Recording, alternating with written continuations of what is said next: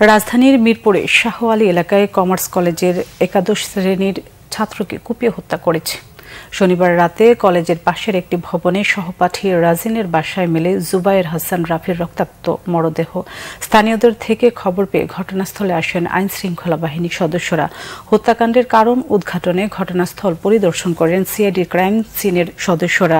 নিহত রাফি ঢাকায় মামার বাসায় থেকে পড়াশোনা করতেন। তার গ্রামের বাড়ি নারায়ণগঞ্জের রূপগঞ্জে। রাফির মামা গণমাধ্যমকে জানান, গতকাল সকালে কোচিংয়ের উদ্দেশ্যে বের হওয়ার পর বাসায় ফেরেননি তার ভাগ্নে।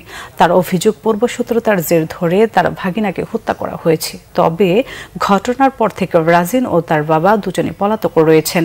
রাতে লাশ ঢাকা মেডিকেলে মর্গে পাঠানো হয়। আমার ভাগিন হচ্ছে ক্লাস ক্যাপ্টেন।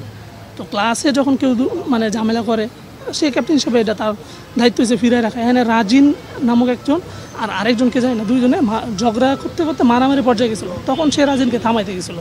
থামাইতে যাওয়াতে রাজিন তার উপরে আক্রমণ করতে চাইছিল। এটা সে কলেজে জানাইছিল। টিচারকে জানানোর পরে প্রিন্সিপাল, এটা জানার পরে প্রিন্সিপাল ওই রাজিনের গার্জিয়ান ঢাকাইয়া একটা বিচার করছিল। আমাদের ঢাকায় নেই, যেহেতু আমাদের বাকি না কিছু, মানে রাজিনের গার্জিয়ান ঢাকাইছিল। তখন থেকে রাজিনের এর প্রতি ক্ষোভ ছিল যে এর জন্য এর গার্জিয়ান আসলো কেন। ওইটা সূত্র ধরেই রাজিন এই কাজ করছে। দুজনই আপনার একাদশ শ্রেণীর ছাত্র, এরা পড়ালেখা করে।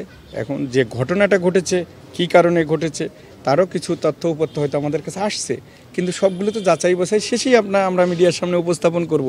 একটা কথা বারবার বলতেছি, আপনাদের বোঝানোর চেষ্টা করতেছি যে বৃহত্তর তদন্তের স্বার্থে সব কিছু এখন তো খোলাসা করে বলা সম্ভব না, তাহলে তো আসামিকে আমরা পাবো না।